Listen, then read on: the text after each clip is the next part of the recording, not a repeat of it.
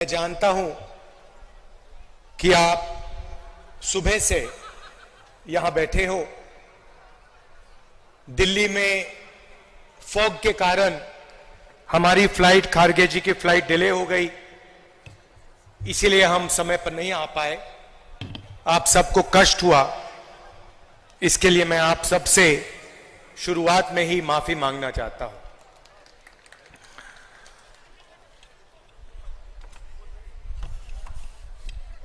उनतीस जून को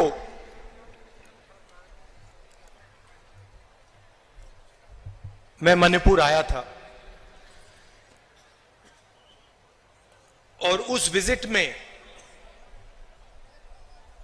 जो मैंने देखा,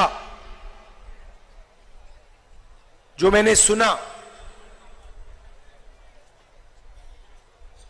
मैंने कभी पहले नहीं देखा था, नहीं सुना था। 2004 से मैं राजनीति में हूं। पहली बार मैं हिंदुस्तान के एक प्रदेश में गया जहां गवर्नेंस का पूरा इंफ्रास्ट्रक्चर कोलैप्स कर गया था, जिसको हम मणिपुर कहते थे। 29 जून के बाद वो मणिपुर रहा ही नहीं, बट गया। कोने कोने में नफरत फैली, लाखों लोगों को नुकसान हुआ। भाई बहन, माता पिता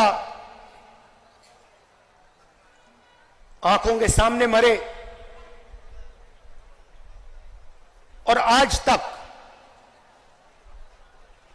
तक हिंदुस्तान के प्रधानमंत्री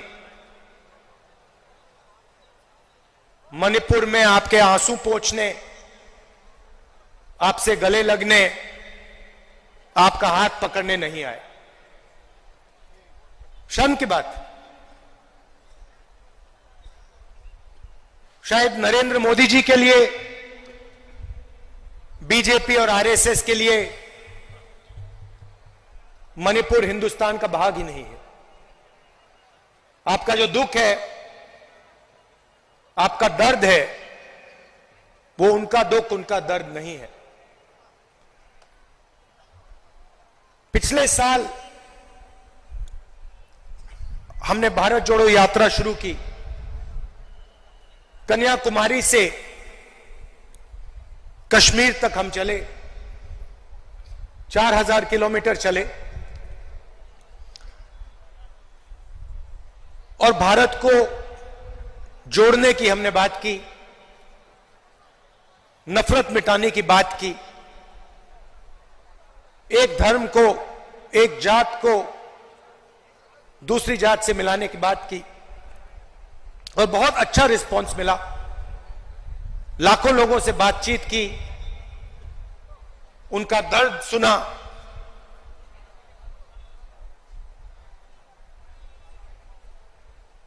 मुश्किल था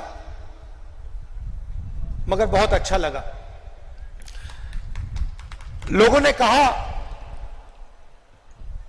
कि कन्याकुमारी से कश्मीर तक यात्रा की है तो फिर ईस्ट से वेस्ट में यात्रा होनी चाहिए। और मैं चाहता था कि जैसे हमने पैदल यात्रा की कन्याकुमारी से कश्मीर, वैसे ही हम ईस्ट से वेस्ट पैदल यात्रा करें। मगर चुनाव का समय है और उसमें हमें थोड़ा ज्यादा समय लगता, इसलिए कांग्रेस पार्टी ने, हमने निर्णय लिया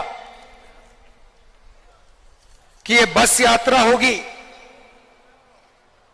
हाइब्रिड यात्रा होगी, बस यात्रा होगी, पैदल यात्रा होगी। सवाल उठा कि ये यात्रा शुरू कहां से होनी चाहिए। कोई लोग कह रहे थे कि वेस्ट में शुरू होनी चाहिए, कोई कह रहे थे ईस्ट में शुरू होनी चाहिए, और मैंने साफ कहा कि अगली भारत जोड़ो यात्रा सिर्फ मणिपुर से ही शुरू हो सकती है और कहीं से नहीं शुरू हो सकती।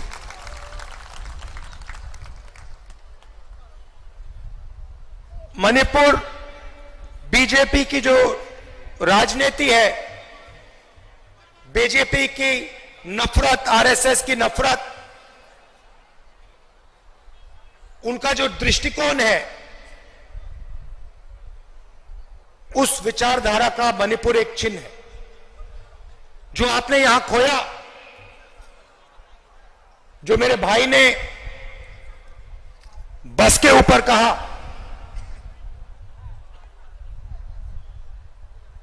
कि we have lost what is most precious to us, you have lost it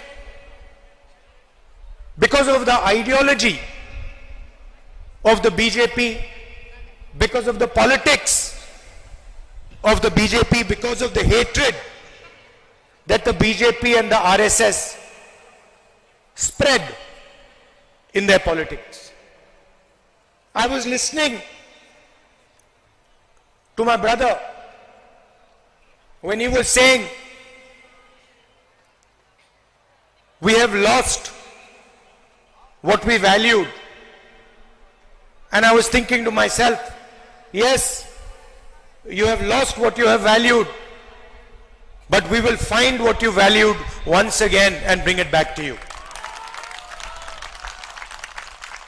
We understand, all of us on the stage understand the pain that the people of Manipur have been through.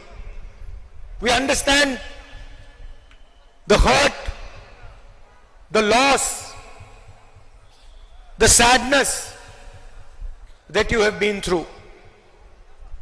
And we promise you, we commit to you that we will bring back what you valued. We will bring back the harmony, the peace, the affection that this state has always been known for.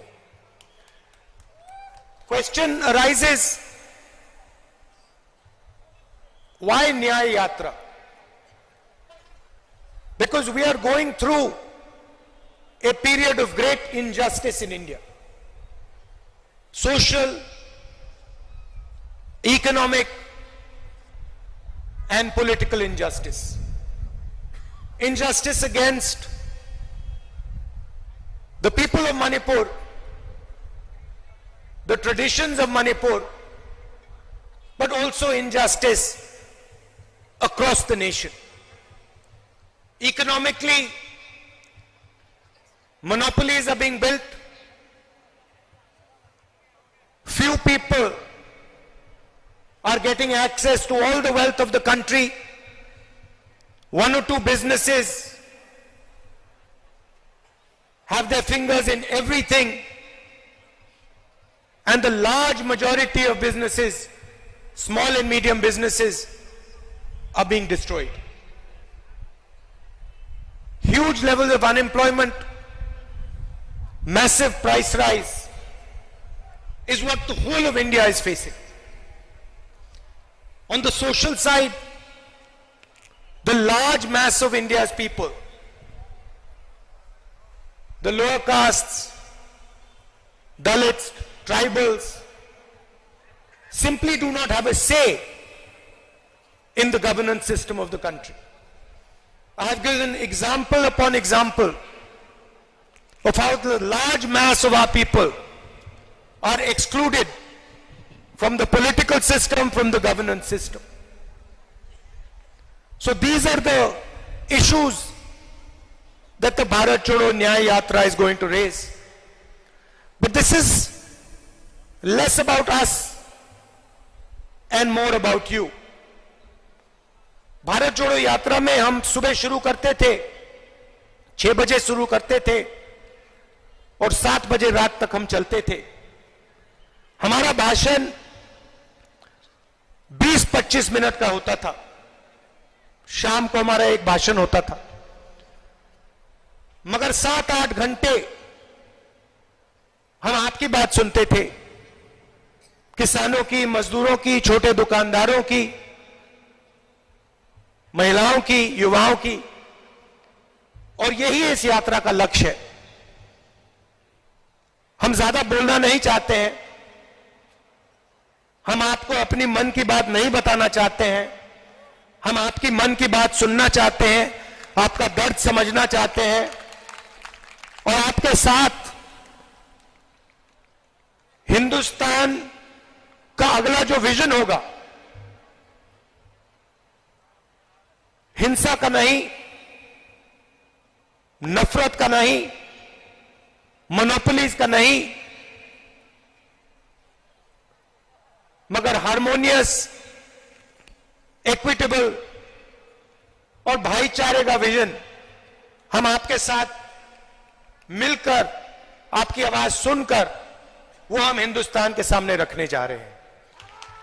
एक बार फिर आप आए, दूर दूर से आए, शाम का समय है, आपको यहां बहुत समय रुकना पड़ा, इसके लिए मैं आपसे माफी मांगता हूं। और आने वाले दिनों में आपके साथ मिलने का मौका मिलेगा, बातचीत करने का मौका मिलेगा, गले लगने का मौका मिलेगा भारत छोड़ो न्याय यात्रा में। तो मैं काफी खुशी से आपसे मिलने की तैयारी करना। बहुत बहुत धन्यवाद। नमस्कार। जय हिंद।